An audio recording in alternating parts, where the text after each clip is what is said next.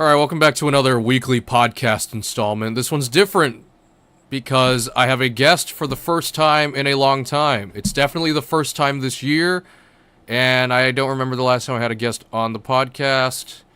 Here is Sammy, and we're live. Hey, what's up? So this is Sammy.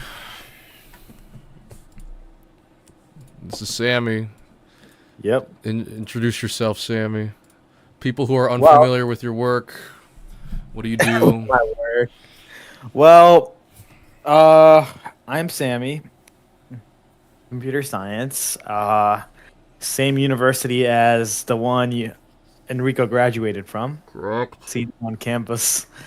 See him around Kingsbury a lot when I saw him. And yeah, we're here to talk about some interesting topics that we have been talking about for the past few weeks. We've been wanting to talk about it on the actual podcast because every time we have these conversations, they drag along for a long time. So why not make a podcast? I respect that. That's respectable. Okay, cool. We got formalities out of the way. Anything burning? It's on your mind? Any burning topics? What bothers you? Ooh, AI is a hot topic right now. AI is a hot topic? All right, Start hit off me. with hit you. Okay. Well, it's not really a Q&A. It's just whatever you think about. Well, what would you like to like? You have any questions for me? Yeah. Describe your expertise with artificial intelligence. Attitude, expertise, outlook. My attitude. Yep. My attitude towards AI. AI is an awesome tool. Like me, a computer science student. Obviously, academic wise, it's pretty. It's in the gray area right now as we speak. For many classes, especially when you're starting out, like freshman, sophomore years, they really don't want you to start using AI because how are you going to develop foundational skills for upper level courses, which is respectable. But my outlook on AI, especially since I finished an internship very recently, where I actually saw in the industry how AI is being used. I noticed that all the engineers working there, they loved AI. They had a great outlook on it. They were using it every day. We had our own company internal GPT that had the latest open AI versions. It was awesome to use. Our managers encouraged us to use AI as much as we could. Like simple things like writing emails. They were like, please use GPT. It will save you time. Reviewing code. Yes, use GPT. Even generating code, but make sure you review it and it works. Things like that.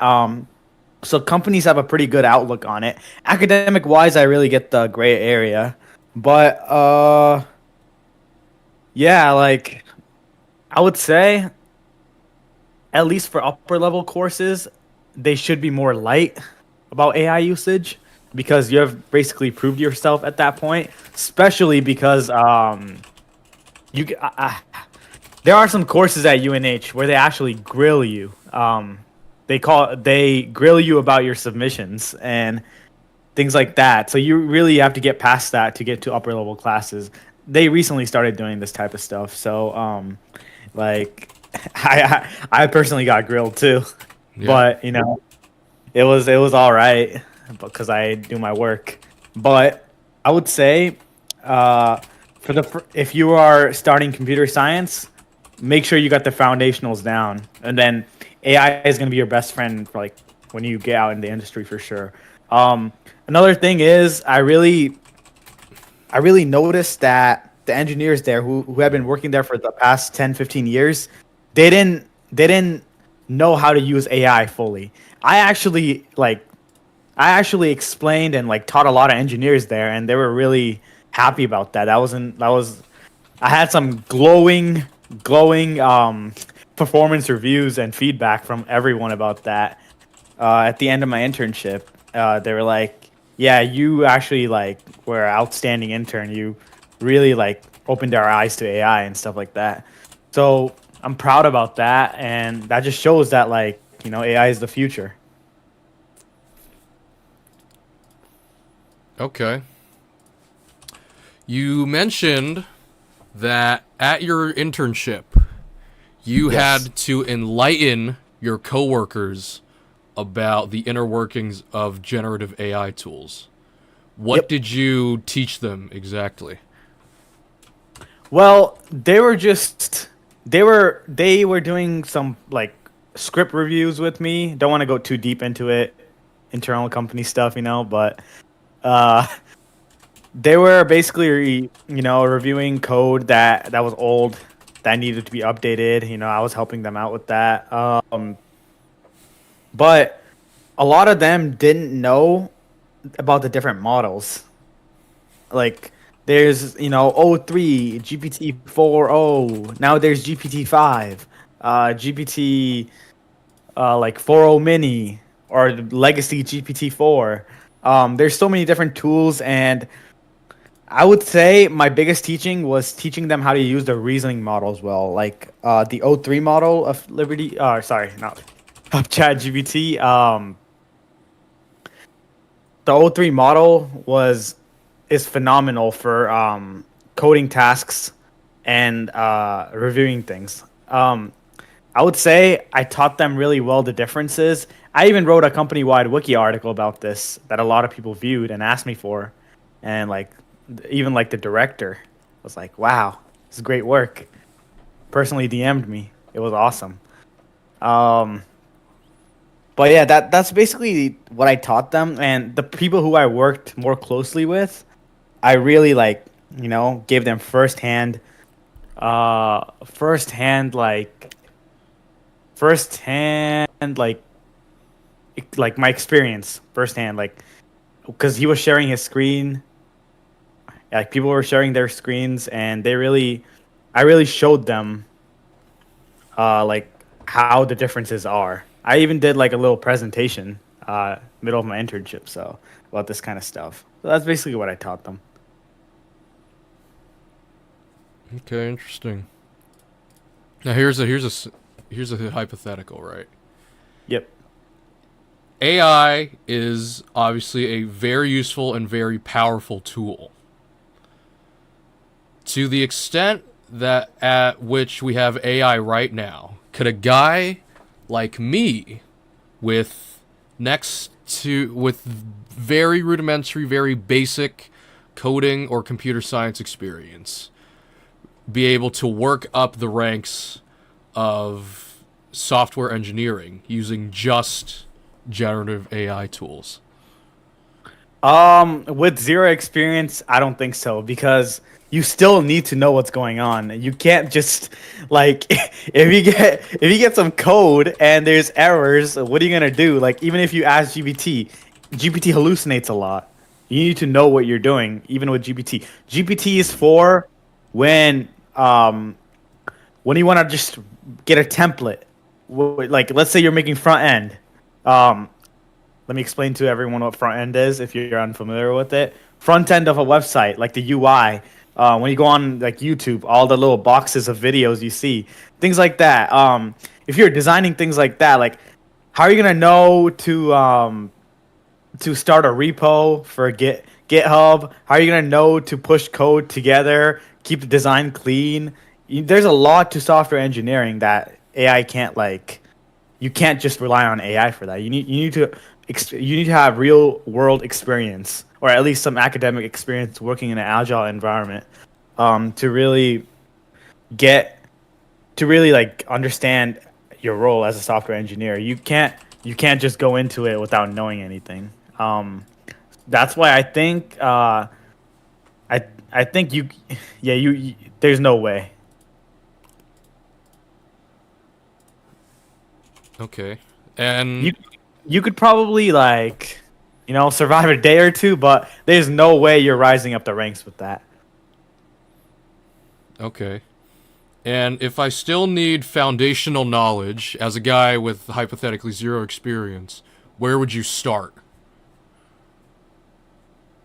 That's a really good question because I feel like University has been really important, but so has GPT. I've learned so much. It's like my study buddy, you know? Like I use it to understand certain concepts in my own way.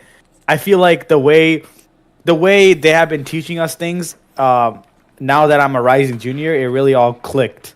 Um, Especially after that internship too. Things are really clicking in. I'm really understanding stuff. Uh, I would say you need to at least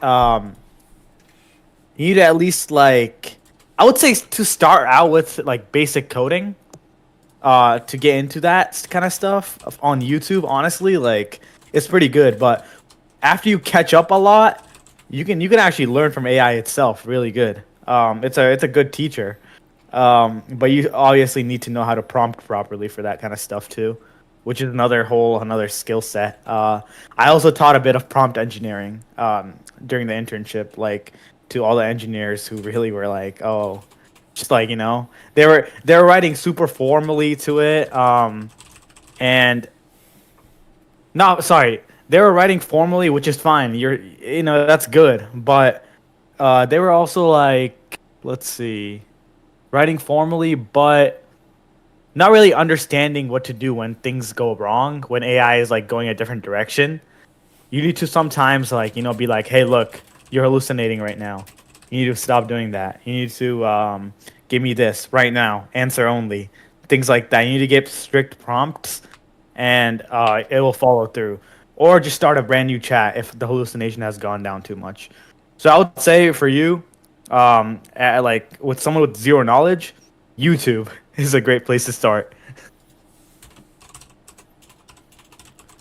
YouTube. Okay. What else could I ask you?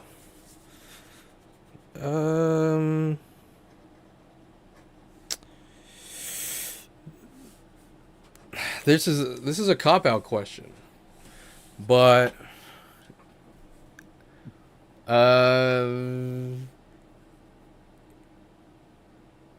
is AI?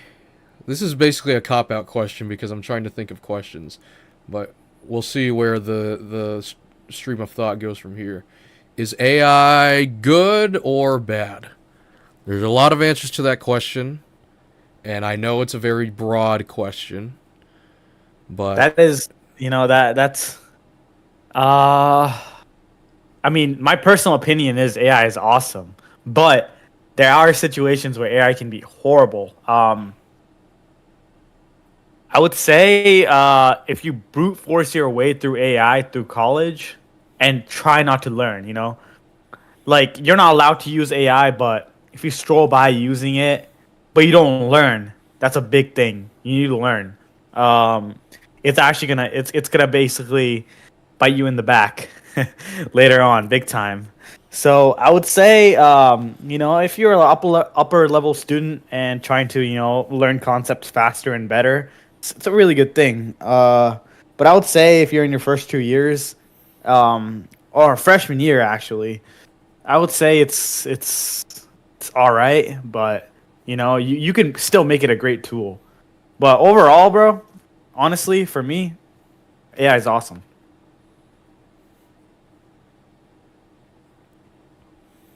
okay. I was supposed to think of a question during that explanation, but I don't have a question. So, as I think, is there anything you want to ask me in with my expertise, whatever I have going on in my life? Not sure what to ask you, really. Um, uh, we're exchanging information and questions about each other's expertise. You're going for a degree in computer science. I have a degree in chemical engineering.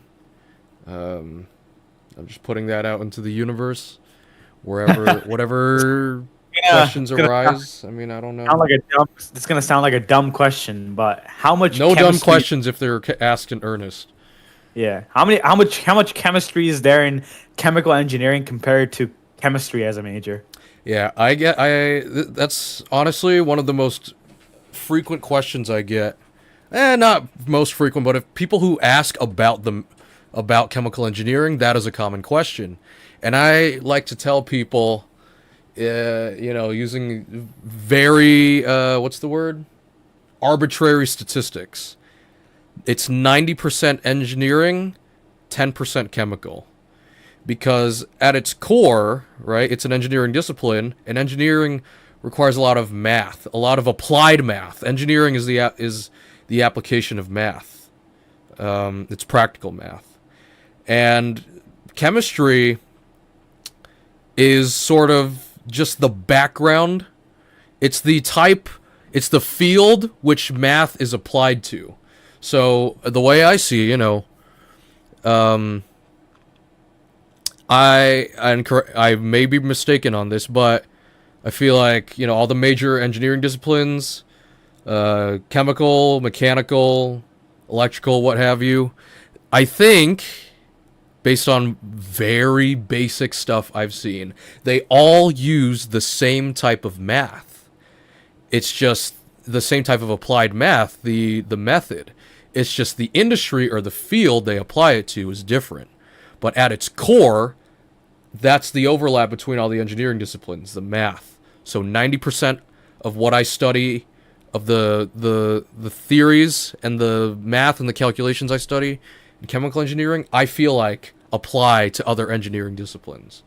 So TLDR, 10%, about 10% chemistry required to be a chemical engineer. You got to know the concepts, but at its core, it's mathematical.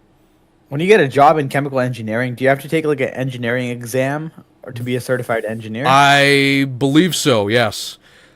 The reason why I say I believe so is because I've thought about it, but that question doesn't, maybe I forgot, but that question doesn't discreetly come up in the curriculum. There's really no focus on these exams. The Fundamentals of Engineering exam, the FE, is the primary exam required for you to advance as an engineer professionally. But I don't remember much mention of that throughout the curriculum because they're very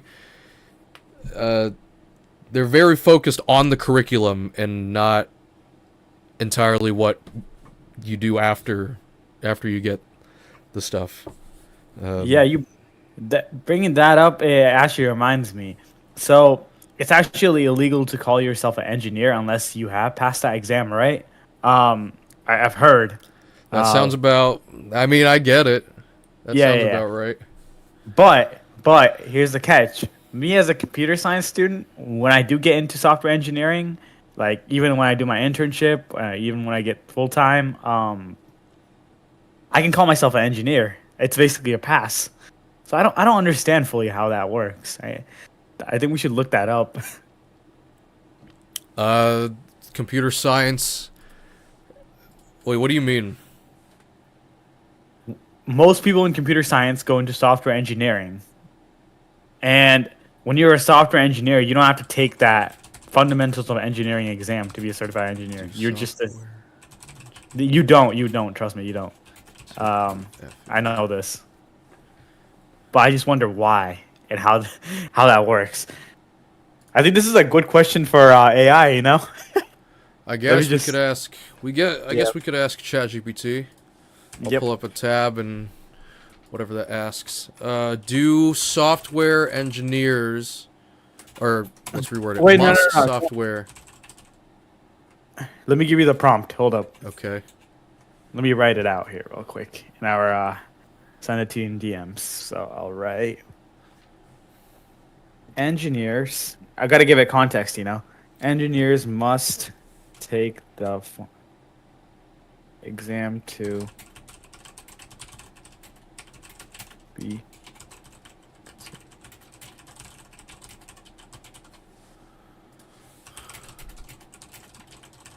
software.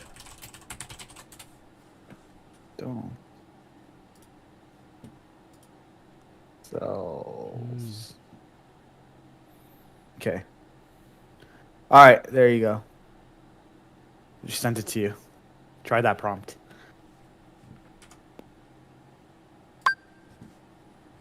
Okay, I'll try this prompt. Okay, we're gonna use an absolute here. So engineers must take the exam to be considered a certified engineer.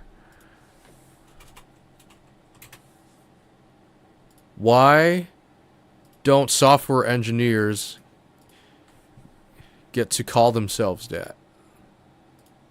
No. How come software engineers don't and get to call themselves that? Oh, How come they don't take the exam? They don't sorry. take the at all.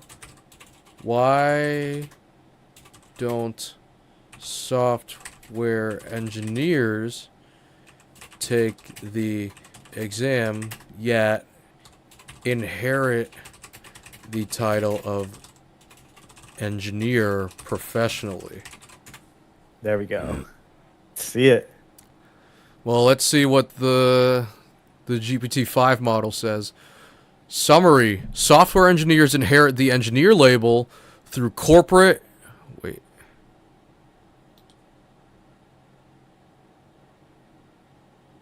PE? I don't... Not even the FE.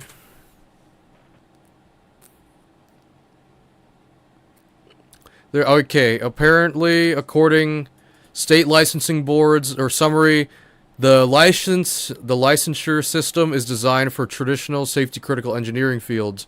Most software work is not regulated that way. And the educational pipeline does not align with fundamentals of engineering eligibility. Okay. Yeah, so that makes sense. I guess there's more risk in hardware than software. Yeah, yeah. Physical risk, at least. Yeah, physical risk. You know, as a software engineer, you can fuck something up too. Like the real story. The Boeing 737 Max. So they had an issue where during takeoff it would lift up too high, right? Okay. So they wrote in the code to actually like bring the plane down during takeoff a little bit in the software. But that was a curse because it bugged out and people died. What plane was this? Boeing 737 Max. Boeing 737 Max. Ask ChatGPT and cite the source, please, and it'll give you. You don't even have to look it up. Well, I mean, that's something to think about, you know. Yeah. Telling the plane to go down when it goes up. I mean, yeah, I guess there's a loophole. You know, like as a software engineer, you can really fuck things up. Imagine you write buggy. I mean, this would never happen, or not never happen. This would be very rare because when you push code to production, you know, that code is going to be tested to hell before like a real world application. It's before it's used for a real world application. That code is going to be tested to hell. Like, but let's say we have the company cheapens out and has its team overseas. Let's say where things aren't as tight, and you get code for a safety system of a roller coaster where it shows if people have their belts on. Imagine that bugs out and like 40 people like fall to their deaths. That's a big no-no.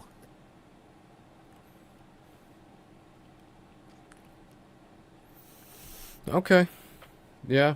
So I wonder the extent to how they tested that code then, if it was a last minute implementation or just, I don't know, general foresight. You talking about the Boeing one? Yeah. Well, it was approved because it made sense at the time. They kind of, you know, Boeing's sketchy, basically. They thought it was good, basically. This was a while ago. This is not a recent thing. I think it's a while ago. I would have to look that up, but that got approved by like That got approved because there was nothing wrong with the code. It functioned as they needed it to. When the plane lifted off, it was brought down a little bit. I think the main no. The issue was not that, but two things went wrong alongside the plane being pushed down. They were midair when this happened, and the plane detected that they were taking off, and then the code kicked in, and they nosedived to the ground, and everyone died. I think something like that happened, as far as I remember. That's quite bad. Yeah. That's quite bad. Okay.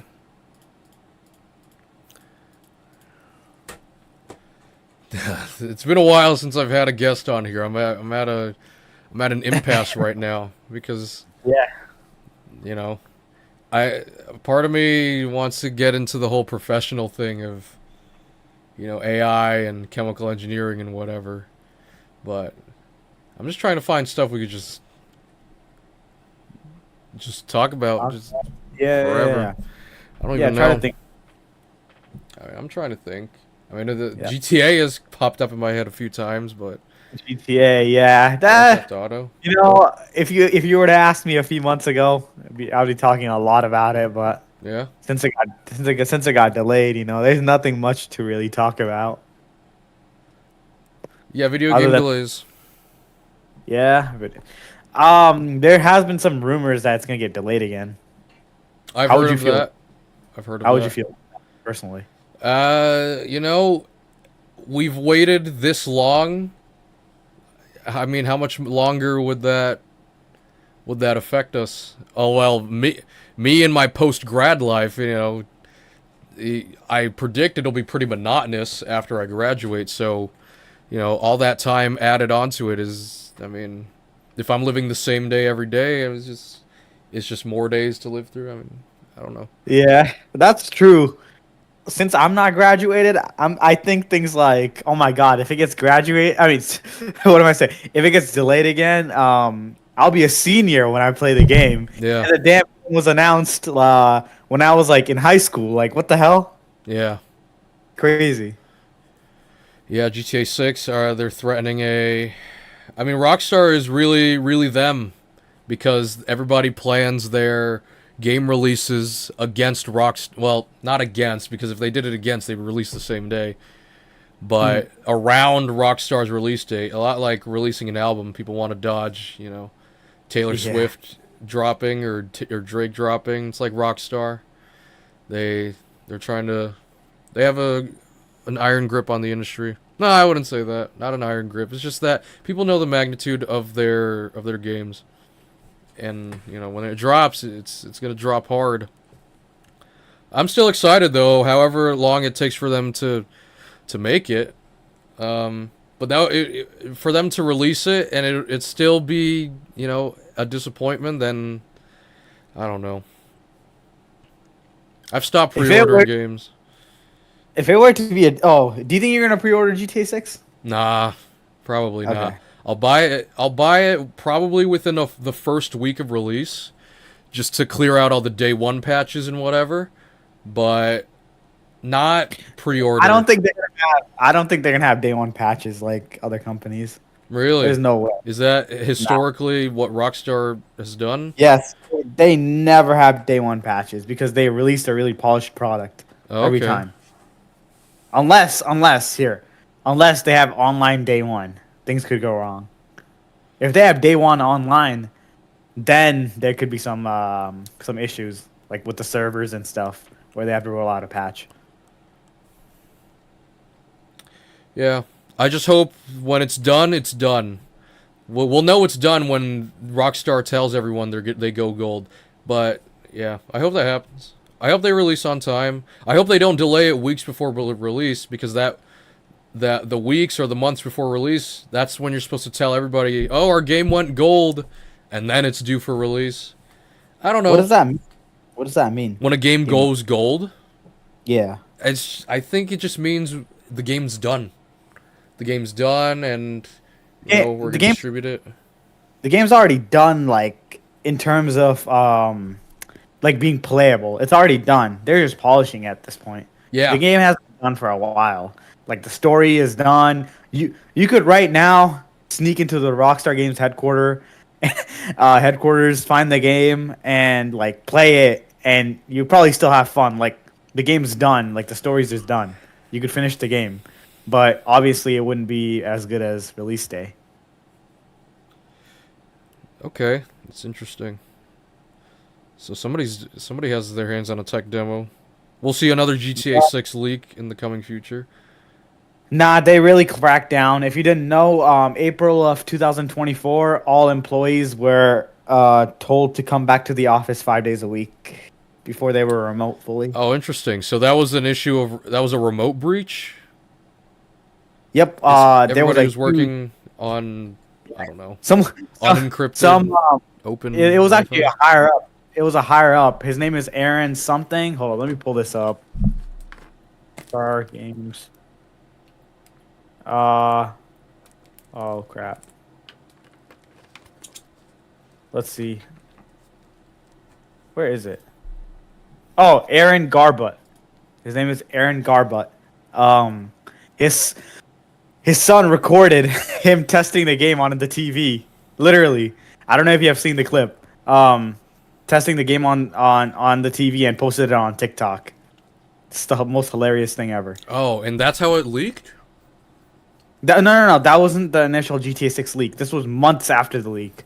I think a whole year after the leak, this happened. Oh, interesting. Yeah, here. Let's see if I can find the clip. You know. We could look at it. I do hesitate to play it because this channel has a history of Oh yeah. copyright flipping Oh really? infringement. Yeah, my YouTube channel was suspended for a week back in 2020, October 2020, around the time of Apple's WWDC. And I was doing some private homework stream, and then I was bored, and I wanted to document Apple's yearly keynote. And next thing you know, they gave me a 1 week suspension for basically restreaming the content. Damn. It's So this it's isn't annoying. this isn't the original, but this is a repost. But it's exactly this one right here. Uh, it is so funny. Literally, son walked in and recorded it and dipped, posted it on TikTok. Like, what did he expect? What did he expect? Like it not to blow up, like to be ignored.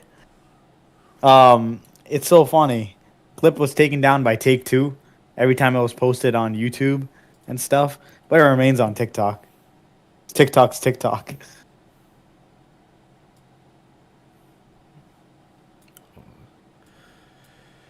Yeah, I don't know.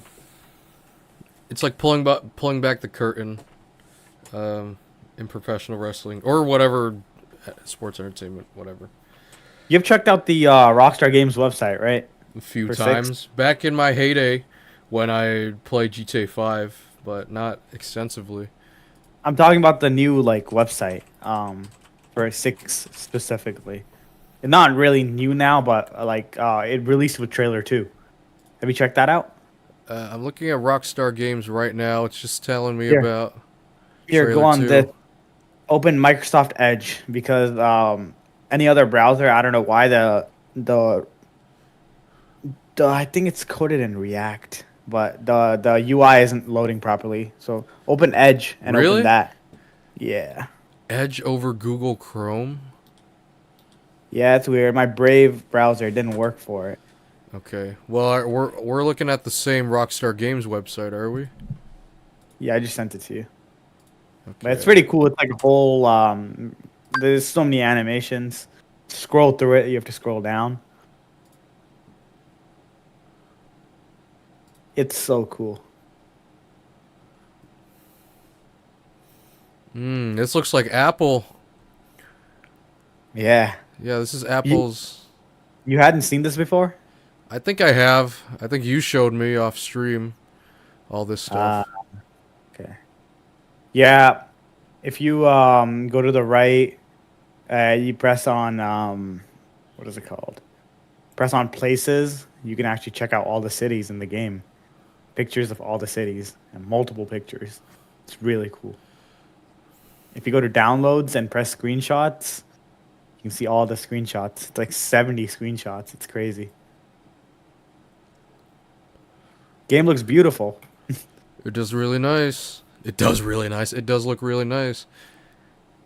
I mean, that's the standard Rockstar holds themselves to. Wow. Like, I'm looking at it right now. This is absolutely beautiful. Can't wait to play this. Truly a next gen. Would you say this is truly one of the first next gen games for PS5? Because I haven't seen such a big leap, really. Next gen. I think it'll take next gen to a new level. Well, the stuff we talk about next gen is current gen because we're past the pro life cycle. What I'm saying is, PS4 to PS5 jump didn't feel that great, but this game is gonna make it feel great. I feel like, I hope so. even though we're towards the end of the PS5 life cycle. Yeah, it's funny. We had a buddy of ours try to convince us that the PS6 was going to release next year. And that would go against the typical life cycle that PlayStation will. I don't know. It's just you can't predict that. You can't. There's no way it'll release next year, based on what I know. It was tripping for that. Now that buddy has disappeared. Don't know where he is at. Yeah. But it will take next gen to a new level. But I think there are a few blockbuster games that do fit the next gen description. Like Ratchet and Clank Rift Apart takes advantage of the PS5's super fast, powerful processing speeds. Yeah. You got Split Fiction, which does a similar thing. You've got, I mean, I'm only talking about the ones I want to trophy hunt because whatever. But those are the big ones right now. I don't know. Those are some pretty good games. Splitgate to some extent. Those can run on a flipping 1050. Yeah, I feel like Ratchet and Clank Rift Apart is a really good showcase of a next gen game. But I don't know. I'm stuck in the trophy hunter's mindset, just working on the next game. I take a while in between games, so I don't know. I'll trophy. So the other day you tried my MetaQuest 3. What did you think of it? It's cool. You said, you said this, whatever. But, my experience was that it didn't completely encompass my entire peripheral vision. Close, but I still felt the borders around my eyes. But it was very immersive, regardless. It is really interesting to have just monitors out in space, and you know, I'm interested to see how that would affect workflow and whatever. But yeah, the Meta Quest is a very interesting virtual reality, augmented reality, tool. It's cool. It's a novelty item for me right now because I don't have a use for it yet. But you know, if somebody gifted it to me, 100% I'll use it. It's cool. I'm looking up the FOV of the Apple Vision Pro since it's like $3,000. I was just wondering if it's more. Oh, looks like the MetaQuest 3 has a higher FOV than the Apple Vision Pro. That's crazy. Does it now? Yeah, and you're paying $3,000 for it. I would imagine. You're paying. Yeah. I would imagine the Apple Vision Pro. I thought the Apple Vision Pro had just one, lens or whatever. Nah, it says FOV is around 100 degrees horizontally and 73 degrees vertically. MetaQuest 3 is 110 and 96. So, Okay, interesting. Very but cool. yeah, the main difference here really with the Apple Vision Pro is first off, you don't have controllers, but both devices are well capable of you just using your hands. But one of the biggest differences and the price point difference, which makes up for it, is that it's it's true 4K background. Like you get 4K monitors, right, with the Quest 3, but you don't get 4K background. You get a grainy colored background. But with the Apple Vision Pro, you get super clean background, like basically what your eye sees almost. Oh, So okay. that's the cool part about it. That's why I want to try one, but it's like 3 grand. And it's such a waste of money too because you can't do it.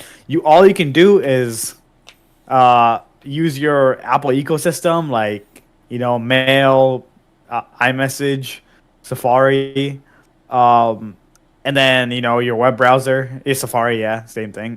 But that's it. Like, what else can you really do? Your photos sync. That's all. But you can't play games like the MetaQuest 3. You can't enjoy it like that. Yeah, I don't know. It still sounds like novelty to me. I haven't found the I mean, yeah, sure. It's cool, but I mean, practically, I don't know. Still, I haven't gone out of my way to buy a virtual reality headset yet. That's it. It's in the middle of my of stuff I want. Yeah. Whatever. That's tech. There's a lot of tech. Our our circle sometimes does a lot of tech. Yeah. Hmm. Gotta got about got a f- got about a week, less than a week, so my junior year starts. Yeah, the 25th, right? Yep. What's that like? Anticipating the return Uh, of an academic centric life. yeah. Not, you know, I was thinking about this during my internship. I'm like, damn, I'm gonna have to go back to school. For me, the internship was like the greatest thing ever. Like, Oh I wow. loved it so much. Uh, I would do that like literally forever compared to school. Okay. Um, I would too. yeah, you are in school. I feel like it's kind of biased because I came out of my sophomore year, and sophomore year of computer science at UNH is like the weed out zone, like the war zone, basically. Yeah. Um, I think, yeah, there were like 70 people in one of my hardest classes, my second semester of sophomore year, the one I just finished up a few months ago.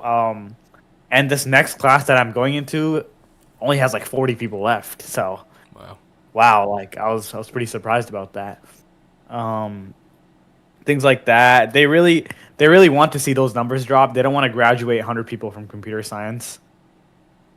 That would look bad for the program because eh, not look bad, but that would raise question among the department. Like, is our program even like strong enough? Are they being prepared? Things like that. Because historic numbers show that only about like 40-ish people graduate every spring for computer science at UNH. This is data from 2021. So they really don't want to see super high numbers. That would mess things up with accreditation, probably. Yeah. Interesting. UNH holds a special place in each of our hearts for now. Yeah. Do you have any? Are there? And because it's a public institution, right? Yeah. The University of New Hampshire is a public land grant university, research university. Do you have any solutions or problems that need to be addressed, or potential solutions of your own for the computer science curriculum or anything else at UNH? Uh, let's see. I feel like they should come up with a clever way to integrate AI early on too. I know it contradicts what I said earlier about having foundational knowledge without you know, without much help. So you know you're ready for the upper level courses. But the industry is changing rapidly, and with my experience now in the industry, about I really think going into the job market without having experience with AI is going to put you a lot behind. Okay. You really need to know how to prompt engineer. That's a big thing right now. That's a hot topic in the industry. I've talked to some software engineers who were working at relatively lower companies, like not like big tech, lower end companies. And AI usage was actually not allowed up till 2024. Last when I asked them, and a few weeks ago, I actually talked to one of them. I'm like, hey, I know the industry is changing a lot. How's your workplace with AI now? And he's like, oh yeah, we've been using a lot of AI now. I'm like, great, the industry is opening up. It makes sense because in this day and age, the big tech has already realized the potential of AI and they've been using it like crazy. Mm-hmm. Um, but small companies will fall behind if AI isn't integrated properly within their pipeline. That's why the company where I interned, they are a Fortune 100 company, so they were really on that. They invested a lot of money into AI, so they make sure we use it properly, so we're not wasting money. So better AI integration into the curriculum. Yes. Anything else? Oh, hmm. Let's see. Better AI I know we integration. talked off stream about. Well, this is really a semantic thing, but just the idea because the computer science department employs a lot of engineering principles, so there may Yeah. be in. I would think they would be interested into renaming them software engineering with some I would mention of computer science in no no there. no no no no no no. I thought about that since I last talked to you. There's no way it would be viable to rename computer science into software engineering. Computer science is more than that. Like you, it it would be the most proper name for it would be like computer science engineering. But I even think pushing it that's kind of pushing it. Because the way they're teaching, at least in the upper level courses, is really theory, a lot of theory. I've seen the degree plan of what's coming up for me, and you, yes, there's a lot of engineering principles, but I feel like theory overtakes it. And naming it just software engineering would be disrespectful as hell because there's a lot to computer science, so much. So I feel like if anything, the most this is even pushing it, but adding a brief engineering at the end would be more would be more like would be a better option. Would be more appropriate. Okay, we'll look further into that. We'll think about that in the abstract. Yeah, Uh, I've seen I've seen other countries actually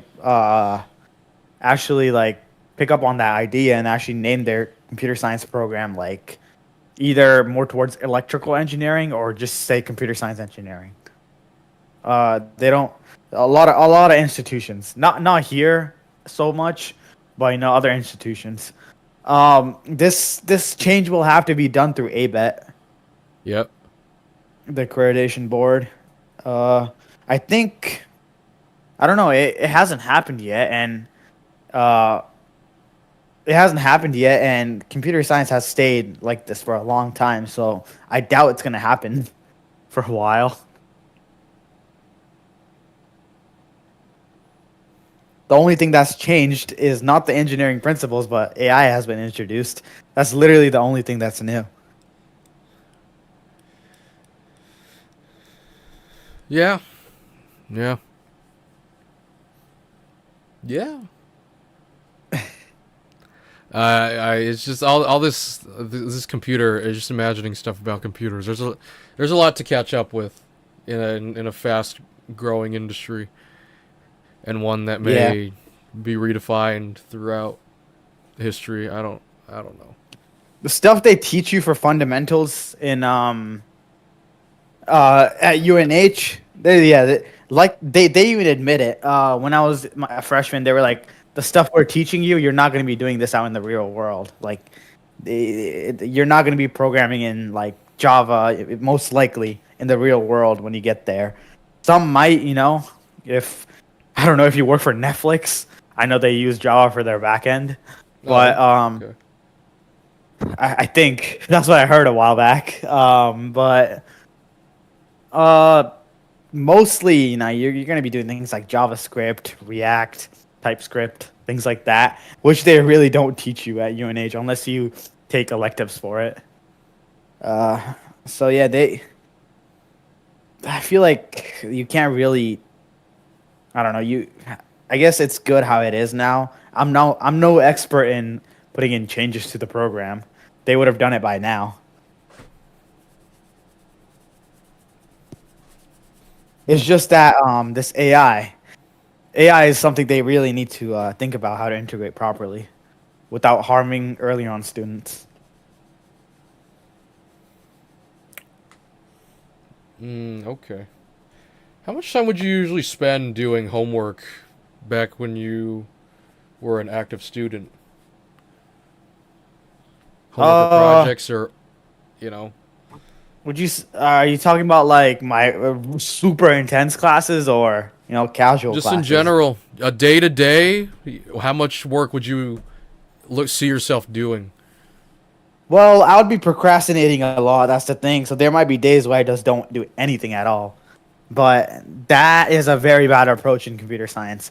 They really get you with that in your sophomore year. You could do that freshman year probably, but sophomore year you can't. I would say that there were days where I did work for right before like projects were due.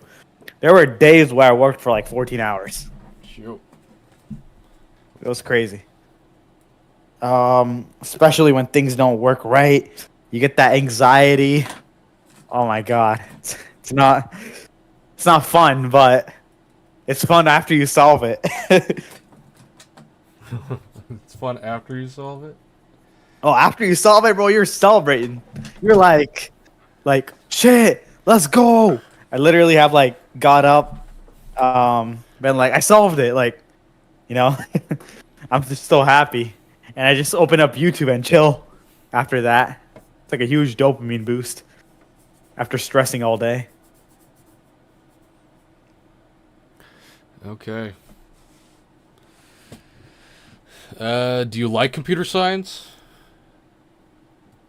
Uh, yeah, I like computer science, but that it really that question I had to ask myself a lot my sophomore year, which I just finished, especially towards the end.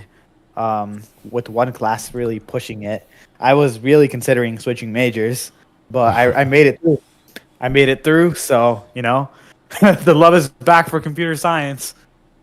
The love is back for computer science. Yeah, I guess Almost, if you discipline almost, yourself that much and you see the results, yeah, I almost suppose. had a breakup with it. Almost had a breakup with it. It was close.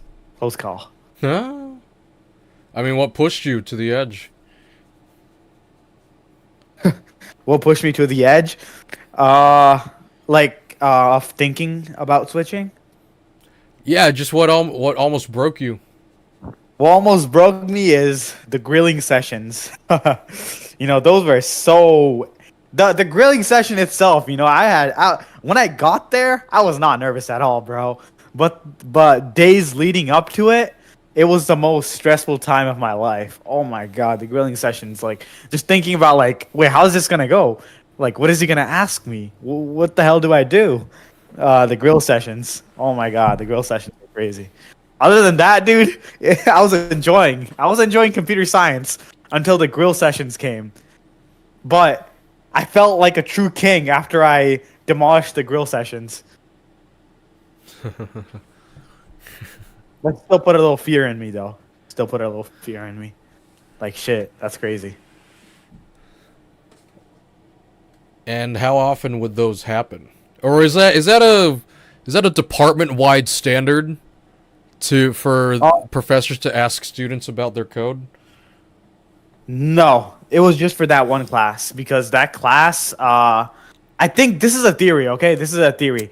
Too many people passed easily. One of the weed out classes before that, it was called Data Structures and Algorithms. Too many people passed that. They had like 70, yeah, they had like 70 people who passed Data Structures and Algorithms, and that was unacceptable to them because only like in the past, only like 40, 50 people are supposed to make it. And 70 people made it to the grill session class, which was like Grill programming in session C. class sounds like a culinary pursuit. Yeah. I know everyone was nervous in that class. Even the ones who have never, like peeked at someone else's code, never done anything bad. Even they were like a little frightened, because like the first day. Let me explain to you. Let me repeat word for word what he said during lecture. He was like, it was like, it was like, we got to the slide of cheating, and he's like, in this day and age, there's a lot of resources available to you. Therefore, I need to make sure that the people who work hard in this class are treated fairly with the people who don't. Therefore, I will call you down sometime during the semester. We'll have a 10-minute conversation where I'll ask you about the code that you submitted. If you cannot explain the code, I'll give you a 0, and we'll move on. But if it happens again, then that will result in failing from the class.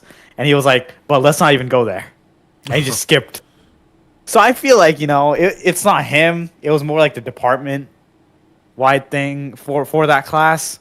The chair probably saw like too many people passed that one class, and he was like, hey, tighten this up like right now. We need a lot of people gone from this class. And looks like it worked. Interesting. That's an interesting outlook. I mean, I don't know if they want to just cut down, or I don't know if they need to meet numbers. It's just that it was suspicious, and they wanted. It's not that they wanted to meet a 40 to 50 or whatever percentage. I think it was just they saw that. I don't think it was. How do I word this? They didn't cut down arbitrarily. They just saw that it was you know what I mean. They just they had to. It was suspicious. Not suspicious. They knew. They just knew. So they look at the data. They probably saw like a skewed graph or something for this year. Like the people moving on too easily. They were like, oh, this is different. Probably saw. I don't know if you know. I don't know if you know what I'm referencing, but they probably saw bimodal distribution. A bimodal distribution of failures, extreme failures and extreme passes. No, more like when an external source has been added to the data set that causes changes in the student's grades. Oh. AKA ChatGPT. Oh, yeah. Yeah. So they really, it was such a smart way to actually like get almost like a gotcha bitch moment, like it's like calling people down and having them explain their code and the concepts behind it. Holy shit! Like, what are there better ways there to like prove that you know the shit? Now I didn't remember if you said this. I didn't quite catch it. But is this for everyone or only the most suspicious students? So, yeah, that's a whole another topic. They said everyone, right? But one of my friends never got called down. So I feel like it's people who submitted code that looked a little too perfect. That's literally what I think it is. But when I got there and I was talking to him, it wasn't an interrogation type thing. So let me explain something. Freshman year of comp sci, my friend got called down, right? But this was a different kind of thing. It was, hello. The email was so cold. It was the craziest thing ever. It was like, hello. It was like, hello. Assignment you submitted has shown a high match to another student's code. I'm requesting you to meet with you to talk about this matter further. It was so scary. My friend got that email. That's actually a serious email. That's like a academic violation email almost. Um, if they couldn't prove their shit with that, then they would be reported. It was crazy. Um, but my friend was fine. But this was different. When I walked in, so I feel like this could be random. This is what makes me think these getting called down is random because when I walked in, he was like, "Hey, how are you doing? You're doing good? Yeah. How are you doing in the class so far?" And I was like, I'm struggling, but I'm here." And he's like, "Yeah, this is just a check-in for me and you to talk about how you're doing. Um, yeah, I just wanted to ask you, how you thought about the recent assignment. I just want to know. I was just curious what you did, and then just walk through it." And then I walked through it, and he's like, "Yeah." He's like, "Yeah, I think you got that pretty good." Okay. Um, and the grill session was over, but I should say someone I know got grilled for a whole hour. So I don't know. He was getting grilled like questions like he was getting grilled like, "Okay, so this is bad, so why did you still decide to go with that?" Like crazy questions. It was insane.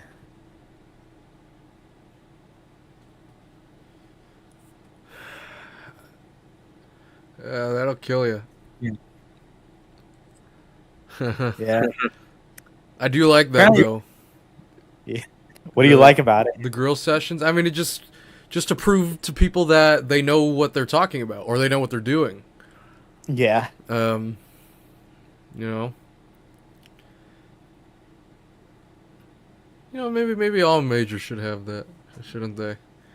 That'd be cool. A cool thing for all You majors to know, have. you say that, but like now as a junior, hell no, I don't want that ever again. I You don't don't want the think so? experience. I don't want that experience ever again in my whole life. That was the most stressful time of my life. Screw that shit. And which is thankfully what's happening. Our syllabus for our classes, junior year upper level classes, 600 level classes, they literally say you can use artificial intelligence to brainstorm different approaches to a problem. Are you kidding me? That's so light. That's awesome. And then the previous class, it was like use of AI tools is not permitted. It's full on cheating. It says do not look at other students' code. It's crazy. Hmm. It was like you can talk about ideas, but don't look at code. But if you're not sure what to talk about, don't talk at all. Oh, Crazy rules. wait, what? Yeah, I'm not even kidding. I'll show you off stream later. It's crazy. But other than that, I survived my hardest years of computer science. I have been told by many people that the next coming classes or semesters are, pretty much smooth sailing. Just catch up on work, make sure you don't fall behind. But you're basically proving yourself to them your first 2 years that you belong in computer science, that you're serious about it. They want to cut people who just think like, I'll code, oh, so much money, things like that. They try to cut those people out. Yeah. They try to keep the people who love computer science. Or are willing to endure the most pain. Yeah, exactly. It's really a stress test. And dude, I broke down a couple of times, not gonna lie. It was crazy. I have no Crazy doubt. breakdown on the way. Wow. I did mess up a grill session, by the way. Don't Oh want to go yeah? too much don't want to go too much into detail, but let's just say it did not go good, one of them. And at the end of the day, not a super big deal. He even told me. It's like, he said it happens to the best of us. That's what the teacher said.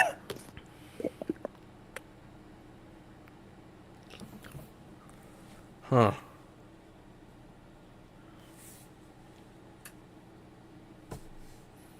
It's computer science. We just did an hour 4 minutes. 1 hour 4 minutes and counting. Damn. Yeah, these go by quick when you speak on stuff you know and whatever. What other, I don't know, any other burning questions? You ask me. I ask you? I'm the guest here. Ask me whatever you want. Okay. Well, I don't really.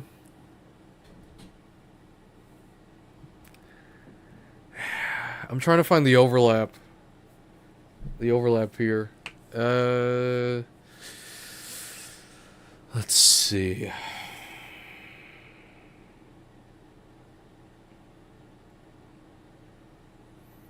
I have some just really dud questions. They sounds. I have some questions that sound super generic, and I half-heartedly want to know what the answer is, but if I don't care, I mean, all the way, then whatever. I don't know. I'm just trying to think. If I close my eyes, will anything happen? What do you mean? Probably not. No, I'm just trying to summon the questions because I don't know. Let's think. Oh, you said. You know what? I do have the backup inquiries from a standard Yeah, podcast. Let's You resort to the asked back. me, would I pay $300 to play GTA 6 3 months early? I said no at first, but then you said I could introduce a business model that could help monetize that and help me get my money back. Yes, just do you get what I mean by that? Yes. Yeah, just like imagine the trailer itself got what like 90 million views in a day. It was crazy. Just imagine how much monetization you can get if you ask people to pay, like, let's say $20 to watch you for 2 hours. You could charge ridiculous amounts like that. You would get probably more than 1 million people paying that much. that's $20 million right there to watch you play GTA 6 early. It's a lot of taxes. Yeah, you could open up donations of, like, if you donate $500, I take your request for the next, like, 20 minutes. Like, tell me what you want me to do. Things like that, It'd be crazy. That would be crazy. Crazy money. You'd make a lot of money from that.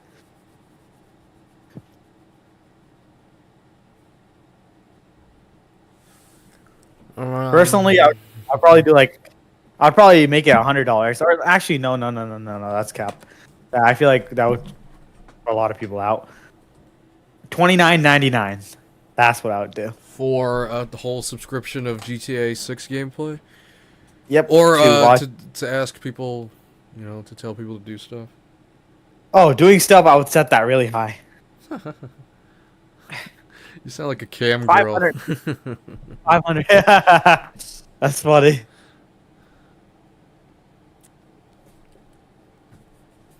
That does kind of sound like cam girl, Yeah, to do stuff, yeah. That's cam girl behavior. Funny.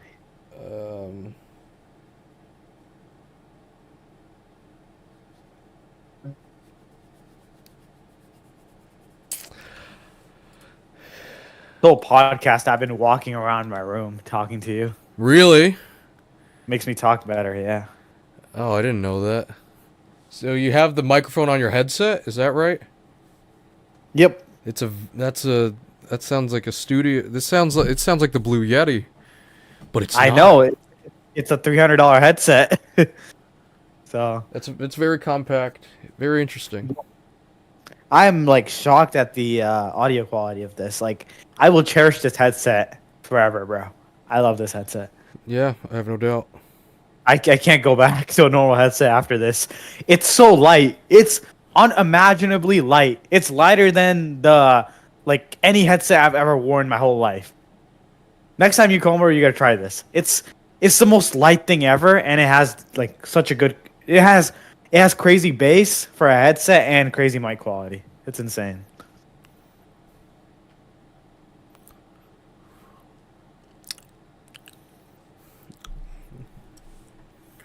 I guess I'll throw this out there.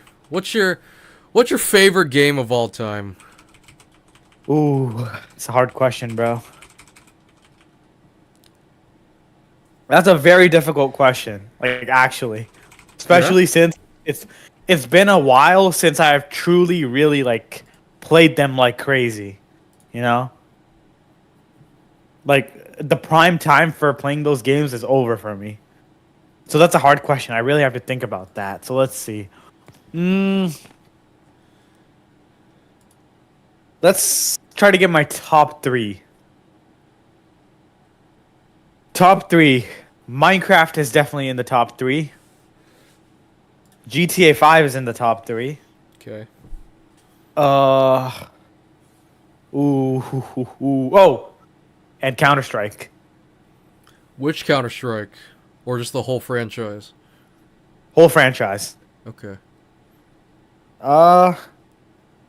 Let's see. Out of those top 3, man, this is a really hard. It's a really hard question because I played these games in Prime throughout different stages of my life. You know, GTA 5 and Minecraft was like 5th grade, 6th grade, 7th grade, 8th grade. Probably times you shouldn't be playing GTA. And Counter Strike was more when I was more mature. Actually, not so much. More like 8th grade, 7th grade, 8th grade, 9th grade, 10th grade. Prime, my absolute peak, where I was the best at the game, was junior year of high school to senior year, and then I basically kind of retired. So this is a hard question because the nostalgia factor is there for Minecraft and GTA 5. But then, like, the more recent memories are there for Counter-Strike. Ooh. Let's see. You know, Oh, man, this is such a hard question. I have to think deep about this. Let me sit down. I'm going to stop walking. I'm going to sit down for this question. Okay. Let's see.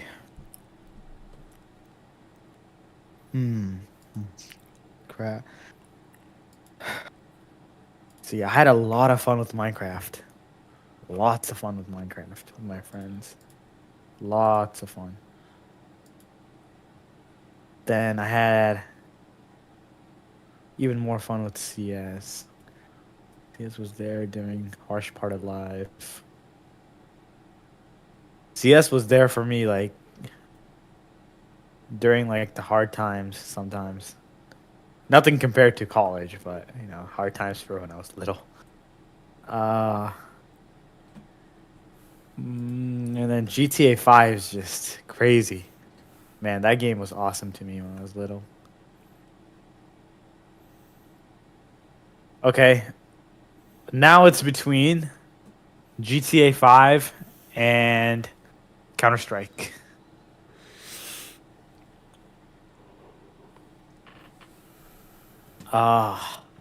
Damn. Now it's between GTA 5 and Counter-Strike. Let's see.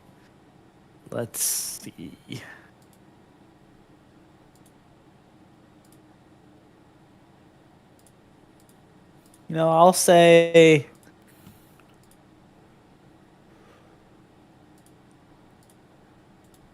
I truly became good at this game. Way better than the average individual.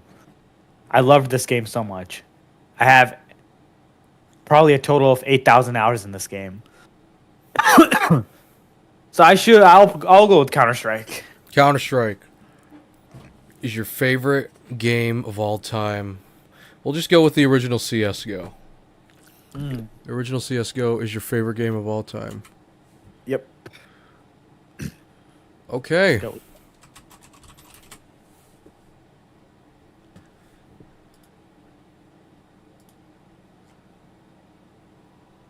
Do we have any chats? Chat, we had one. But it wasn't even a question, it was more a remark. What was it? Yeah. What was it? It just says yeah from Who was it? someone from a streamer named Zoiled, one of their stream people in chat. Somebody in chat, yeah.